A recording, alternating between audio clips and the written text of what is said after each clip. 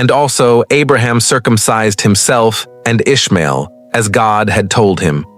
As we read in verses 24 to 25 of 17th chapter of Genesis, and Abraham was 90 years old and 9 when he was circumcised in the flesh of his foreskin.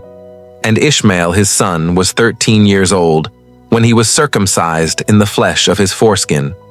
And also in verses 26 to 27 we read, "In the selfsame day was Abraham circumcised, and Ishmael his son. And all the men of his house born in the house and bought with money of the stranger were circumcised with him."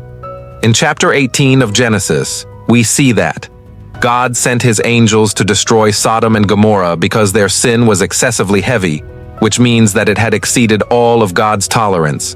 And people, instead of returning from their sins, that is, repenting, they continued to sin even more, as we see in verses 20 to 21.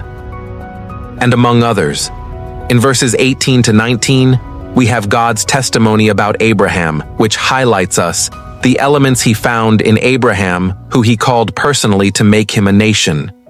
Because as we said, God did not call a nation, but he called a man, Abraham, to make him a nation.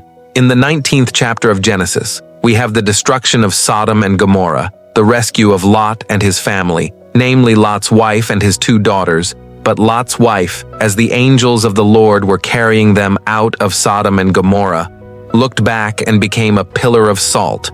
And from verses 30 to 38, we have information on how the Moabites and the Ammonites came from them.